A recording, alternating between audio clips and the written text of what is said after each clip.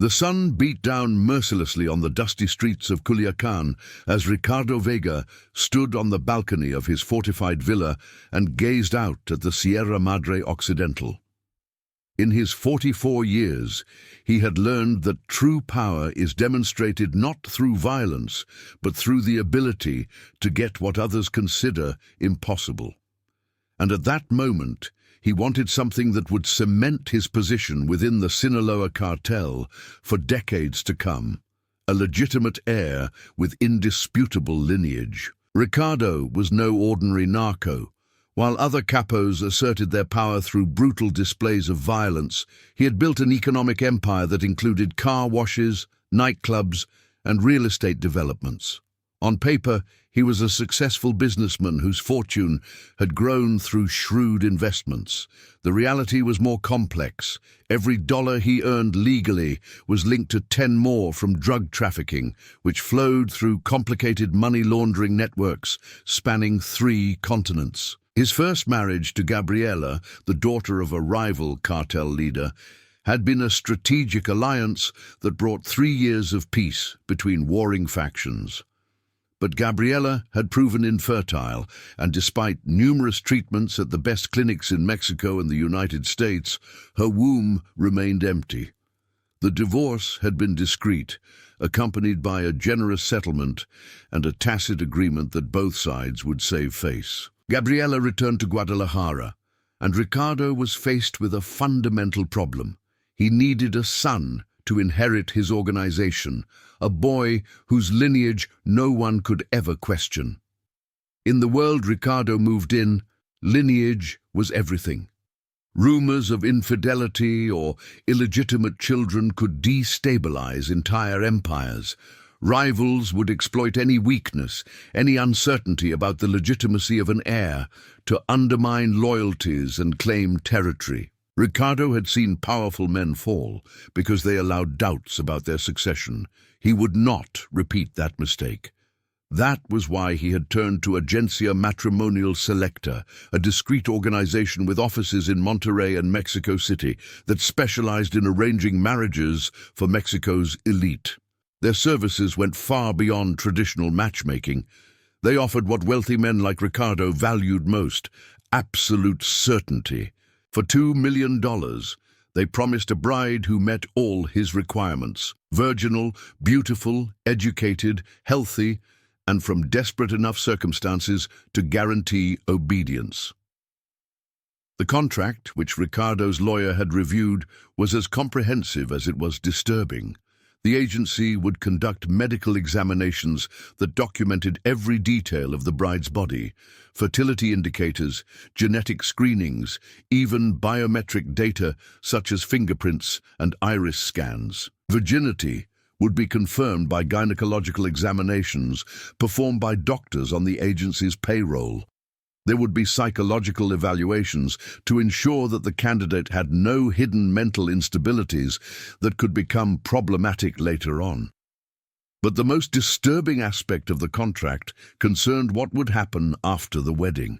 The bride would surrender her passport immediately upon arrival in Culiacan. She would have no access to her own money, no way to contact her family without express permission, no legal autonomy that could jeopardize Ricardo's control.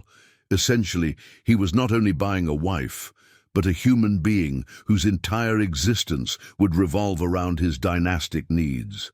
When Ricardo first read the terms, he had felt a moment of unease. He was a man who viewed violence as a business tool, not a personal preference. The idea of controlling someone's freedom so completely felt like a line he had not yet crossed. But then he remembered the alternative, another marriage that could end in infidelity or infertility. More years without an heir, more weaknesses his enemies could exploit. The decision was rational, even if it felt uncomfortable. 3 months passed between the signing of the contract and the moment Isabella Moreno's dossier was presented to him. The photograph showed a young woman with almond-shaped eyes, high cheekbones, and a smile that seemed both warm and cautious. She was 21 years old, born in a small village outside Oaxaca, where her family had grown corn for generations. Isabella's academic achievements were impressive. She had received a scholarship to the Universidad Nacional Autónoma de Mexico and was well on her way to earning a degree in nursing. But then disaster struck. Isabella's father, a man named Hector Moreno, had borrowed money from local loan sharks to pay for medical treatment for Isabella's younger sister, who suffered from juvenile diabetes. When the harvest failed and the family could no longer make the payments, a cartel took over the debt.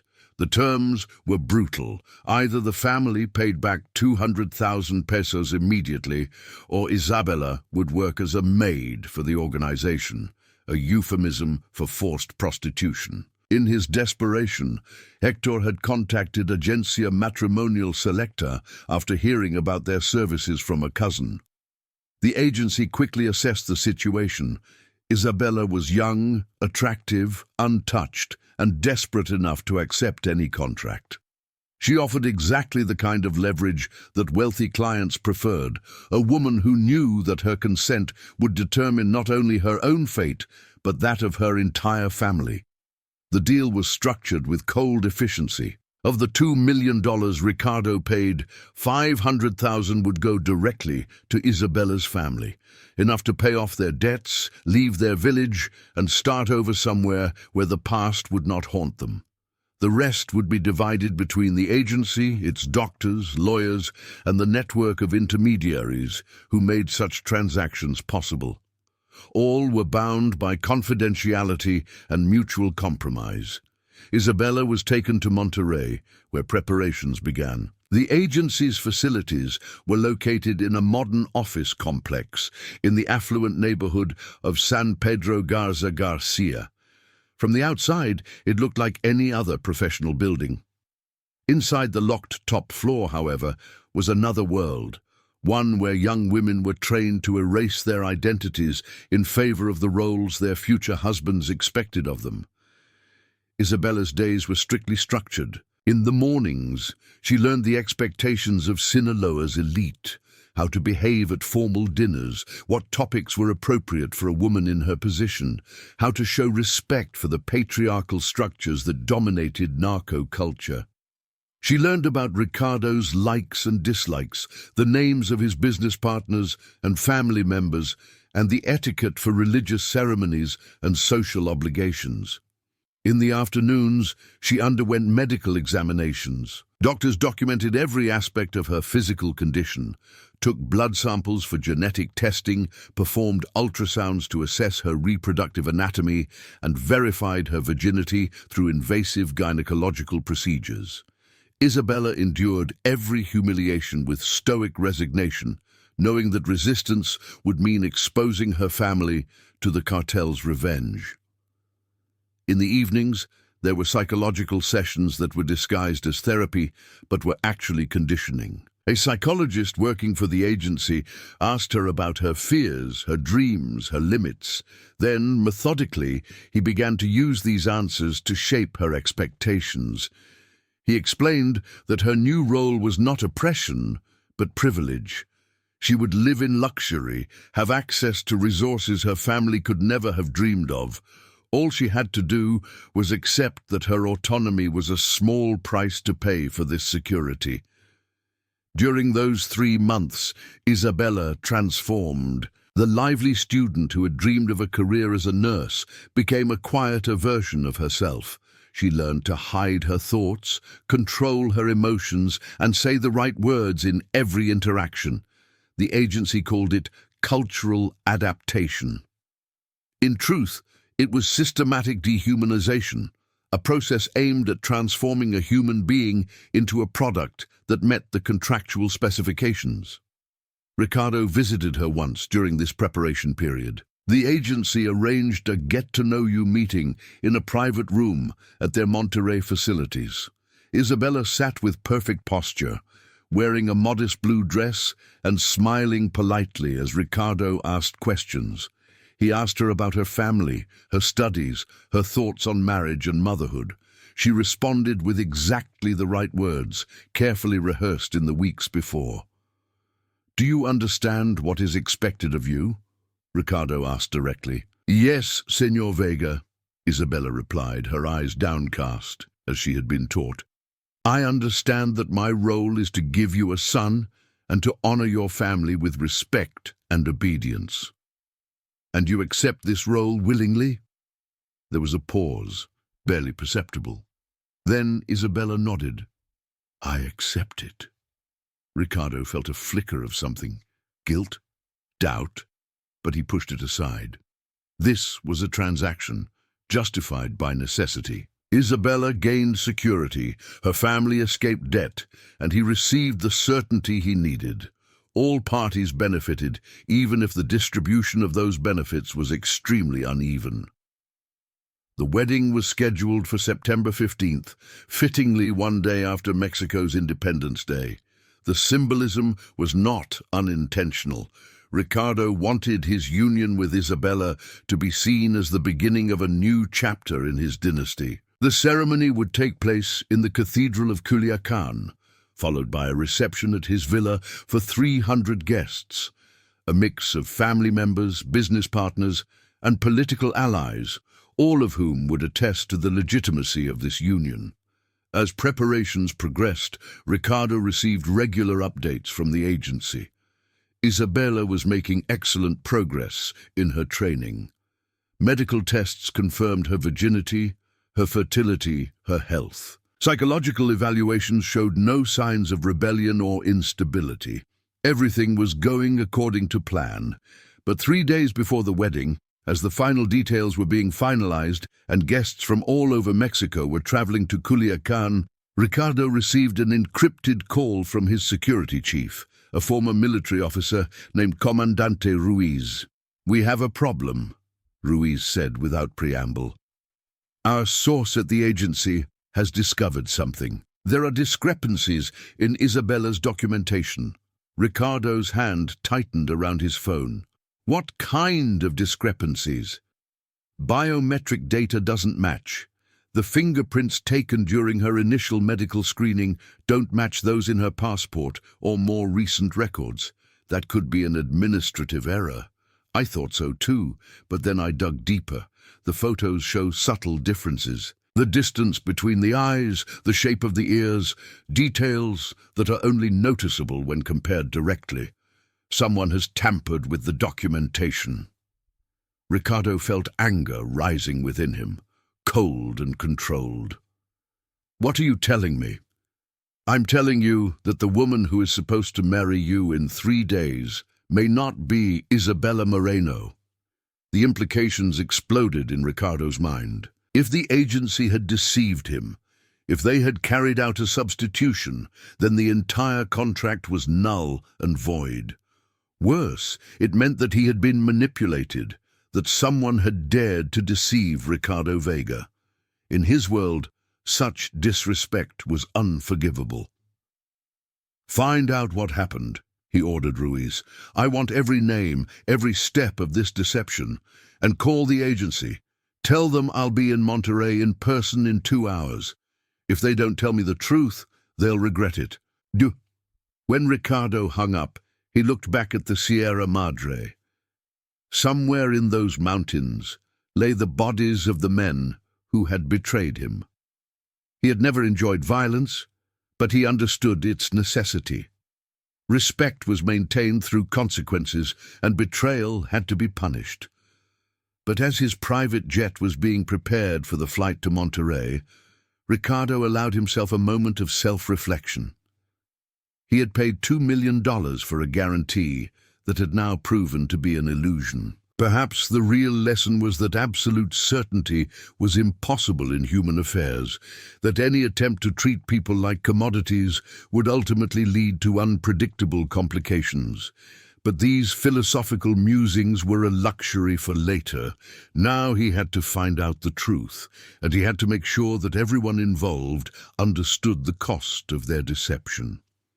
His wedding was scheduled to take place in 3 days. Whether Isabella Moreno or someone else was under the veil would soon be revealed, and if someone had been foolish enough to deceive Ricardo Vega, They would learn why his name inspired both respect and fear throughout Sinaloa. The truth would come out, whatever the cost. The private jet landed at Monterrey International Airport shortly after midnight. Ricardo disembarked, accompanied by Comandante Ruiz and 2 other security guards, whose presence made it clear that this was not a courtesy visit. A black SUV was already waiting on the tarmac, and within minutes they were racing through the empty streets towards San Pedro Garza Garcia. The offices of Agencia Matrimonial Selecta looked eerie in the dark. The glass facade reflected the streetlights and hid what was going on behind it. But when Ricardo's convoy arrived, lights were on the 10th floor. They were expected. No one spoke in the elevator. Ricardo looked at his reflection in the polished metal doors and barely recognized the man staring back at him. His eyes had grown cold, his jaw tense. This was no longer the rational businessman who wanted to close a deal. This was the man who had conquered territories with blood, who had learned that mercy was a luxury only the powerful could afford. The elevator doors opened directly into a luxurious reception area. Behind a mahogany desk stood a middle-aged woman in an immaculate pantsuit. Her name was Sofia Delgado, and she was the director of the agency. Her expression tried to convey professionalism, but Ricardo saw the fear in her eyes. "Señor Vega," she began in a controlled voice, "I understand that you have concerns about—" "Where is she?" Ricardo interrupted, his voice dangerously calm. Sofia hesitated. "The bride is resting in her chambers. As you know, the wedding is in 3 days, and we have strict protocols." "I didn't ask about protocols." Ricardo stepped closer, his bodyguards flanking him like shadows. "I asked where Isabella Moreno is. The real Isabella Moreno." The silence that followed was heavier than words. Sofia exchanged a glance with a man who had just stepped out of a side office. Dr. Armando Salazar, the agency's medical director, a man in his 50s with graying temples and the hands of a surgeon. "Señor Vega," Dr. Salazar said with the composure of a man accustomed to delivering bad news, "perhaps we should talk in my office. What I need to show you requires discretion." Ricardo followed him into a sterile room that looked more like a treatment room than an office. X-rays hung on a light box, medical reports lay on the desk, and a computer screen displayed biometric data. Dr. Salazar put on gloves as if preparing for surgery and began methodically laying out documents side by side. "This," he said, pointing to one file, "are the original medical records of Isabella Moreno, taken 3 months ago during her initial screening in Oaxaca." He placed a second file next to it. "And these are the records of the woman currently living on our premises." Ricardo leaned forward and studied the documents. At first glance, they looked identical. But as Dr. Salazar highlighted details, the differences became apparent. Blood type, identical. DNA markers, almost identical. Fingerprints, subtly different. Scars, in different locations. "Almost identical?" Ricardo asked sharply. "What does almost mean?" "The DNA analysis shows a 99% match," Dr. Salazar explained. "That's consistent with siblings, possibly even twins. But it's not the same person." Ricardo's blood ran cold. "You gave me another woman." "We gave you the woman who was supposed to be Isabella Moreno," corrected Sofia Delgado, who had appeared in the doorway. Her voice now had a desperate undertone. "You see, Señor Vega, there were complications. The real Isabella, I want to see her now." Sofia and Dr. Salazar exchanged glances again. Then Sofia nodded resignedly and led Ricardo down a long corridor. They passed several locked doors until they stood in front of a door at the end of the hallway. Sofia pulled out a key card and hesitated. "What you are about to see," she said quietly, "is not what was stipulated in the contract. There was an incident."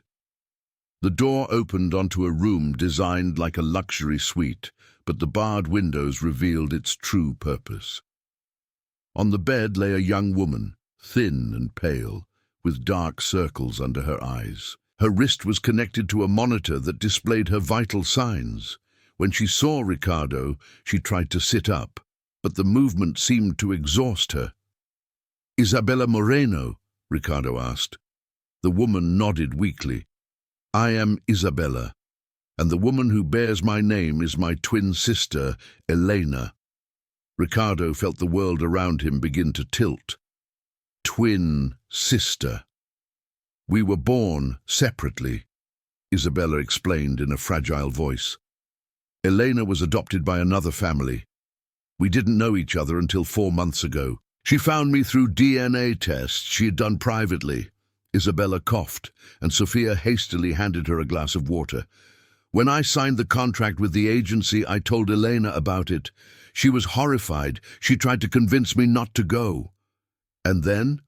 Ricardo's voice was icy. "Then I got sick." Isabella touched her chest. "Pneumonia that got worse. The doctor said it was stress-related, that my immune system had collapsed. I became too weak to continue training, let alone get through a wedding." Dr. Salazar stepped forward. "Your illness presented us with a dilemma. The contract was signed, the payment had been made, and the wedding had already been announced. A last-minute cancellation would have put you, Senor Vega, in an awkward position." "So you made up a lie," Ricardo said dangerously quietly. "We found a solution," Sophia corrected him. "Elena volunteered to take her sister's place. They are genetically almost identical, physically indistinguishable. The medical tests would match, the documentation could be adjusted." Ricardo turned to Isabella. "And you agreed? You agreed to send your sister into my life, a stranger?" Isabel's eyes filled with tears. "My family would die without the money. Elena had no family, no obligations. She said if I was too sick to carry the burden, she would do it for me. I tried to say no, but she insisted." She reached for Ricardo's hand, but he pulled it back. "Please understand, we had no choice." "Everyone has a choice," Ricardo said. Then he turned to Sophia. "Where is Elena now?" "In her preparation rooms. She doesn't know you're here." Ricardo marched out of the room, followed by his entourage. His mind was racing. He had paid $2 million for a guarantee, and instead he got a deception orchestrated from all sides. The agency, the twins, maybe even his own advisors, they had all taken him for a fool. When they reached another door, Sophia stopped him. "Senor Vega, before you go in, you should know. Elena has no idea how serious the situation is. She thinks she's saving her sister. She's innocent in this." Ricardo pushed open the door. The room was identical to Isabel's cell, except that this woman looked healthy, strong, with the same facial structure, but lively eyes. She got up from the bed, surprised by the nighttime visit. "Senor Vega?" She spoke with the same voice as Isabella, but it was a different person behind it. "I didn't think you wanted to see me before the wedding." Ricardo looked at her for a long time. "What's your real name?" Elena hesitated, then replied calmly, "Elena Vargas. I'm Isabella's twin sister." "And you thought you could fool me?" "I thought I could help my sister," Elena said without remorse in her voice. "She's terminally ill, and your agency already had your money. Someone had to fulfill the contract." Ricardo's palm struck Elena's cheek with such force that she was thrown against the wall. Comandante Ruiz instinctively stepped forward, ready for more violence. But Ricardo raised a hand to stop him. He breathed heavily, trying to control the rage raging through him. "You have no idea what you've done," Ricardo whispered. "You didn't just betray me. You broke the rules of my world." Elena touched her bleeding lip and looked him straight in the eye. "Then kill me, but my sister already got your money. Her family is safe. Whatever you do to me won't change that." At that moment, Ricardo realized that the situation was more complex than he had thought. This woman was not a frightened bride. She was someone who had already decided that her life was worth less than her sister's, and that made her dangerous. Ricardo left the room, leaving Elena behind with her bleeding lip. In the corridor, he leaned against the wall, trying to collect his thoughts. Comandante Ruiz stood next to him, waiting for orders that did not come. Sofia Delgado and Dr. Salazar watched from a safe distance, both pale with fear. "What now?" Ruiz finally asked. Ricardo closed his eyes. His options were limited and all unsatisfactory. He could cancel the wedding, but then he would be seen as the man who had been outwitted by two desperate women. In his world, such weakness meant death. Perhaps not immediately, but his rivals would see it as a sign that Ricardo Vega was vulnerable. He could go ahead with Elena as if nothing had happened. The guests would not notice, the ceremony would take place, and he would have his heir. But every time he looked at her, he would think of the deception, of the fact that his perfect plan was built on a lie. Or he could do something no one would expect. "Bring them both to the conference room," Ricardo ordered. "Isabella and Elena. I want to talk to them. Together." 10 minutes later, the twin sisters sat side by side at a long table. The resemblance was uncanny, the same features, the same posture, yet Isabella looked like a shadow of her sister, hollowed out by illness and guilt. Elena sat upright, defiant despite the swelling on her cheek. Ricardo took a seat at the other end of the table. Ruiz stood behind him, one hand on his gun. The atmosphere was tense, everyone waiting to see who would speak first. "Tell me everything," Ricardo finally said. "From the beginning. No more lies." Isabella spoke first, her voice little more than a whisper.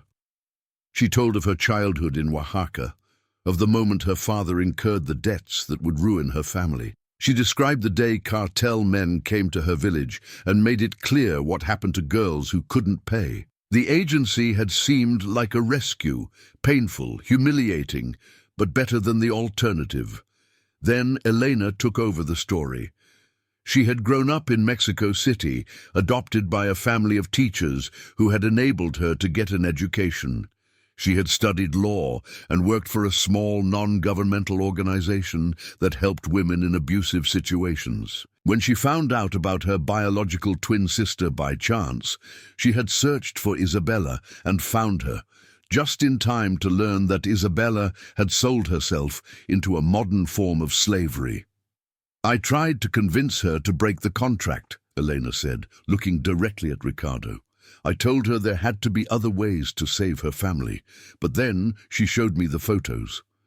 "What photos?" Ricardo asked. Isabella pulled a smartphone out of her pocket. She had kept it hidden against the agency's rules and slid it across the table. Ricardo took it and scrolled through the images. They showed Isabella's younger sister, 11 years old, in a hospital bed. Other photos showed her village, then burning houses, corpses in the street. "This is what happens when you don't pay the cartel," Isabella said tonelessly. "It's a different village, but the message was clear. Pay, or your family will be wiped out." Ricardo stared at the pictures. He had ordered such scenes himself in other contexts against other enemies. Violence was part of the business, necessary to maintain respect and control. But for the first time, he saw it through the eyes of a victim, and something inside him shifted. "So you sacrificed yourself," he said to Elena. "I had nothing to lose," Elena replied. "No family that would miss me. No career that was important enough. Isabella had an entire family that depended on her decision. When she became too ill, it was logical for me to take her place." "Logical," Ricardo repeated bitterly. "You turned my life upside down, destroyed my contract, ruined my plans, and you call it logical? What is your life compared to her family?" Elena leaned forward, her voice sharpening. "You paid $2 million to buy a human being. Does it really matter which human you get as long as she meets the requirements? The silence that followed was explosive. Ruiz's hand moved to his gun, ready to punish Elena for her disrespect, but Ricardo raised a hand to stop him. "You're right," Ricardo said slowly, and everyone in the room stared at him in disbelief. "It shouldn't matter. If I was really just buying a product, then a twin sister is genetically almost identical. The medical tests confirm your health, your fertility. You could give me the heir I need." "But it does matter, doesn't it?" Elena said quietly. "Because it's not about genetics. It's about control. You wanted a woman who was so desperate she would never rebel.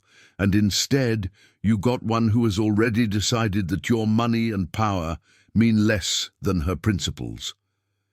Ricardo stood up and walked to the window. Outside, dawn was beginning to bathe Monterrey in orange-red light. In less than 72 hours, his wedding would take place. 300 guests awaited a ceremony that would confirm his power and status.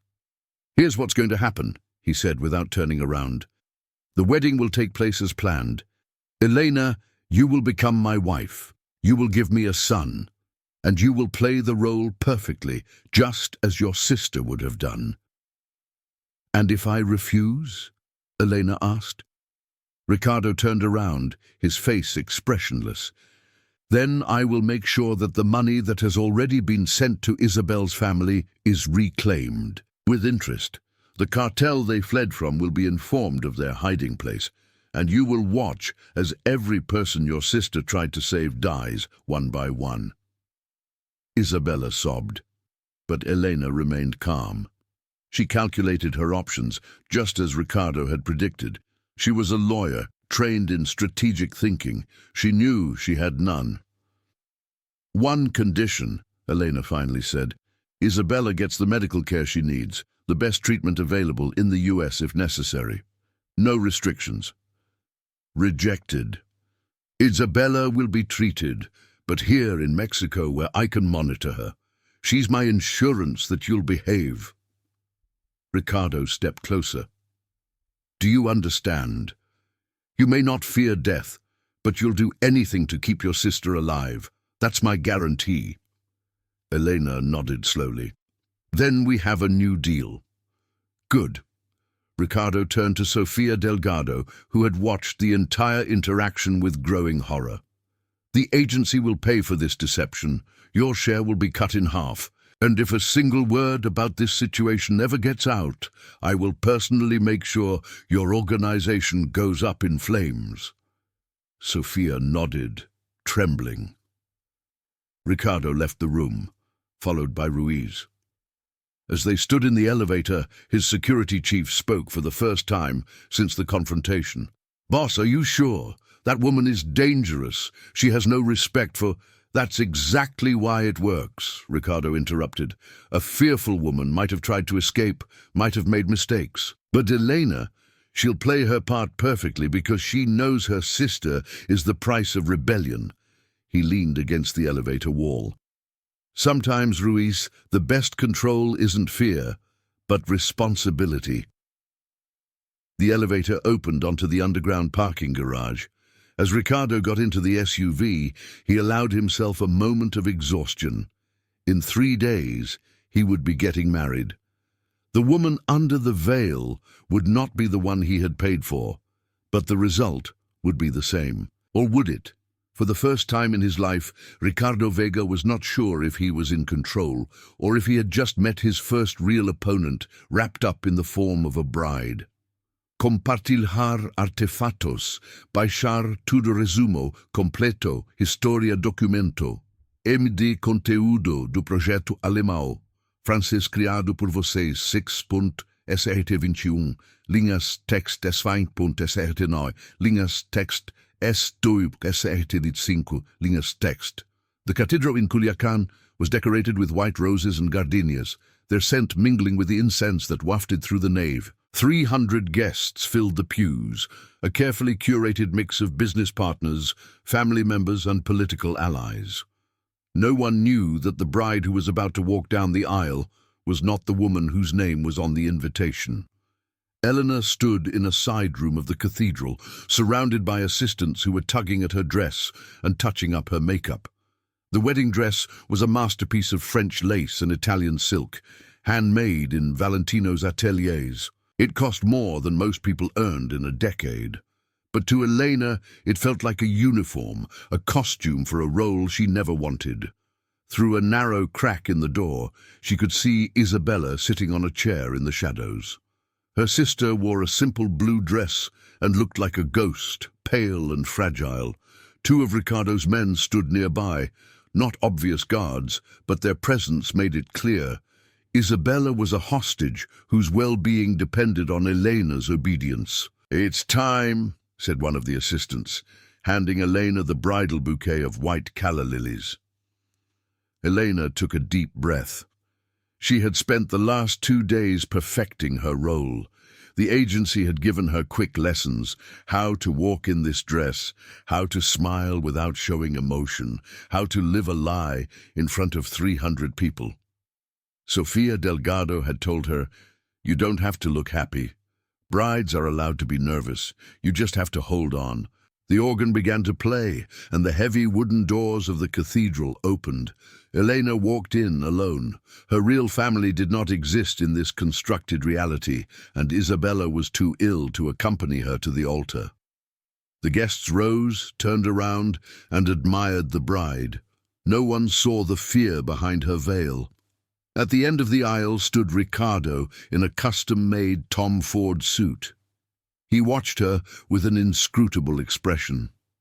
When Elena reached him, he whispered so softly that only she could hear, "Don't forget what's at stake." The priest began the ceremony. Elena spoke her vows in a firm voice, each word a lie that became truth as soon as it was spoken. When Ricardo slid the ring onto her finger, it felt like a handcuff, cold and inevitable. "I now pronounce you man and wife," the priest announced. "You may kiss the bride." Ricardo lifted Elena's veil. For a moment, they looked into each other's eyes, two people trapped in a contract that neither of them wanted, but both needed for different reasons. Then he kissed her, briefly and without feeling, a formal sealing of their arrangement. The guests applauded. Church bells rang. The organ played Mendelssohn's Wedding March as the newlyweds walked down the aisle. Outwardly, everything was perfect, a successful union of two lives. But as they left the cathedral and stepped into the scorching afternoon sun, Elena knew that the hardest part was just beginning. The ceremony had been nothing but theatre. What came next? The wedding night, life as Ricardo's wife, the expectation of bearing his heir, that was the real test. In the car on the way to the villa, Ricardo spoke for the first time since leaving the church. "You played your part well." "It wasn't difficult," Elena replied. "It's easy to hide the truth when everyone already wants to believe the lie." Ricardo looked at her sharply. "There will be no excuses tonight. The contract must be fulfilled." Elena looked away, staring out the window at the passing streets of Culiacan. "I understand." "Do you really understand?" Ricardo's voice became quieter, almost thoughtful. "You sacrificed yourself for your sister. But what about when the child arrives? Will you see it as another sacrifice, another duty to fulfill?" The question surprised Elena. She had expected Ricardo to treat her as an object, not as a person with thoughts and feelings. "The child will be innocent," she said slowly. "Whatever exists between us, the child deserves better." "Then we agree," Ricardo said, leaning back. "On one thing, at least." The villa appeared on the horizon, a fortified fortress that would now be Eleanor's prison. As the gates closed behind them, she knew there was no turning back. The wedding was over. Life as Ricardo Vega's wife had just begun.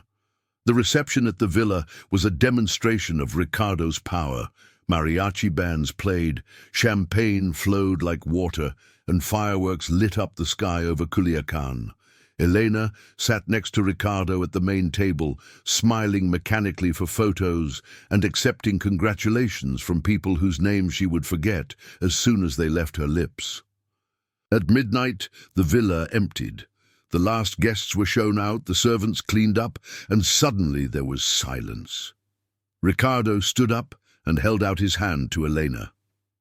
"Come." He led her through marble corridors to the private quarters on the top floor. The master bedroom was huge, dominated by a bed that looked like a throne.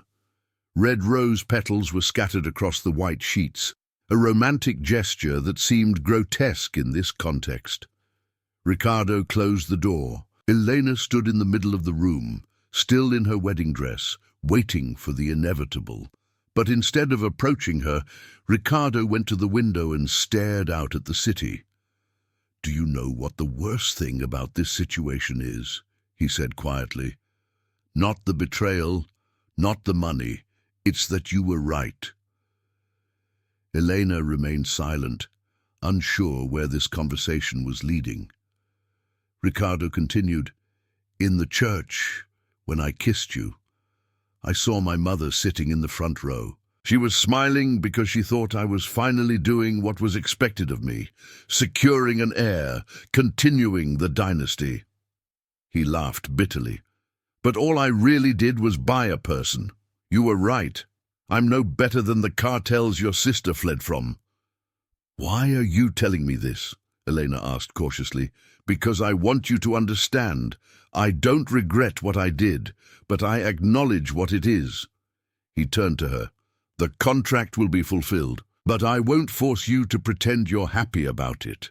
Elena felt something loosen in her chest. This was not redemption, not freedom, but it was a recognition of her humanity, however small. "Then let's get this over with," she said, beginning to unbutton her dress. Ricardo watched her with an expression she couldn't interpret. "No rush. We have our whole lives for this charade." "That's exactly why," Elena replied, letting the dress fall to the floor. "I want to get it over with quickly. The longer we wait, the more it becomes something it's not." Ricardo nodded slowly. He understood the logic.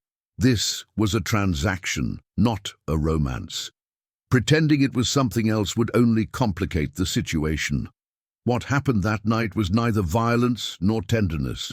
It was mechanical, necessary, the fulfillment of a contract. When it was over, they lay next to each other in the dark, two strangers now bound by law and circumstance. "Isabella will be transferred to a private clinic tomorrow," Ricardo said into the silence. "The best medical care, I promise you that." "Thank you," Elena whispered. It was the first real word between them, free of threats or deception. A small moment of humanity in an inhuman arrangement. Outside, a new day was dawning over Culiacan. Elena closed her eyes and wondered if she would ever be able to sleep again without dreaming of this night. 3 months passed like a dream from which Elena could not awaken. The villa became her world, luxurious but limited. Isabella had indeed been transferred to a private clinic, where she was slowly regaining her strength. Elena was allowed to visit her once a week, always accompanied by Ricardo's men, always under observation. Ricardo himself was often absent, immersed in business deals whose nature Elena did not know and did not want to know. When he came home, he treated her with a distant politeness that was neither warm nor cold. They existed side by side, two people bound by a contract but separated by an abyss. Then, one morning in December, Elena woke up feeling nauseous.